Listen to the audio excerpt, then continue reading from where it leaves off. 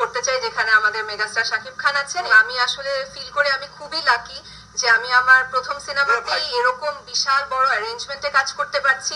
আমার আসলে খুবই বেশি মেন্টাল কোনো প্রেশার নিতে হয়নি, সবকিছু আমার জন্য আমার টিমই করে দিয়েছে। যারাই আসলে সিনেমাতে কাজ করতে চান বা বড় পর্দায় কাজ করতে চান তাদের তো অবশ্যই একটা স্বপ্ন থাকে আমাদের মেগাস্টার শাকিব খানের সাথে কাজ করতে।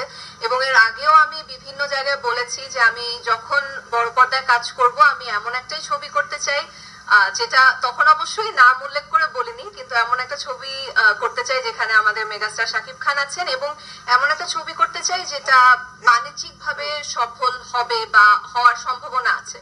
সো আমার কাছে তো অবশ্যই এটা একটা স্বপ্নের মতো এবং আমি আসলে ফিল করে আমি খুবই লাকি যে আমি আমার প্রথম সিনেমাতেই এরকম বিশাল বড় অ্যারেঞ্জমেন্টে কাজ করতে পারছি।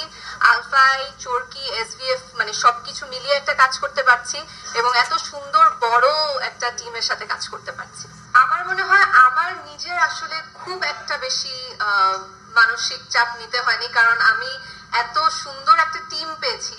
স্পেশালি আমার ডিরেক্টর রায়হান রাফি ভাইয়া অনেক হেল্প করেছিল আমাদের শুরুতে ক্যারেক্টারটা নিয়ে ভাবার, এবং সেই সাথে আমাদের hair makeup and costume team যারা ছিলেন, হেয়ারে রিনা আপা ছিলেন, মেকআপে তারেক ভাইয়া ছিলেন এবং কস্টিউমে সানাপু এবং পুরো টিমের যারা ছিলেন সবাই আসলে আমাকে এবং পুরো টিমকে এতটা সাপোর্ট দিয়েছেন যে প্রতিটা ক্যারেক্টার যেন ডিফারেন্ট হয়। এর আগে যেভাবে দেখা গিয়েছে আমার